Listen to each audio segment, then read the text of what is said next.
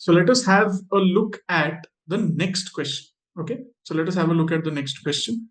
It says, if the highest common factor of x square minus px minus q and 5x square minus 3px minus 15q is x minus 3, then the value of p and q will be.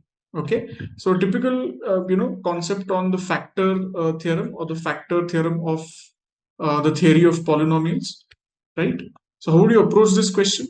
If x minus a is the factor of any function, fx or gx for that matter, then f of a or g of a would both be 0. So in this context, if x minus 3 is a factor, means if you substitute x as 3 in these two expressions, they would turn out to be 0. Okay, so let's check that.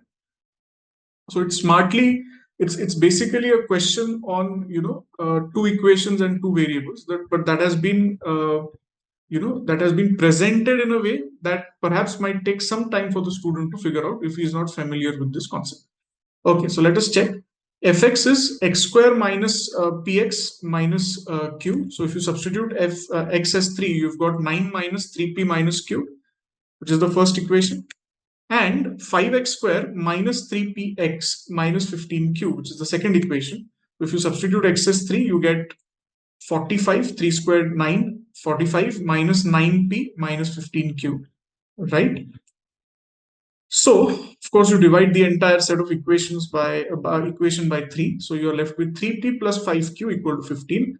Now, what do you do with these two equations? You solve them. So that's what I said some time ago, just about a minute ago, that this question was essentially on two equations, two variables. So had this been presented this way, would have made life easy for almost everyone. But in this context, very few, perhaps if at all, are able to solve this. So knowing that concept is important, correct? Now, if you solve the two equations, I think from here on is not that tough.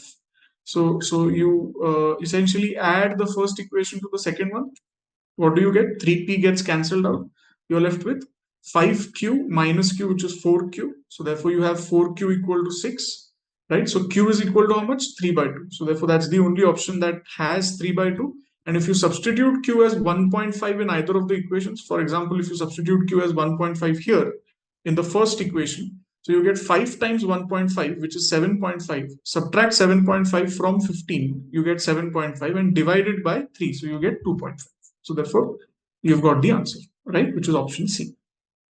So fairly straightforward, but in hindsight. So initially, just understanding that x minus a is a factor, and therefore this expression would turn out to be 0 if a is substituted, is very important. So that's essentially the factor theorem. Okay.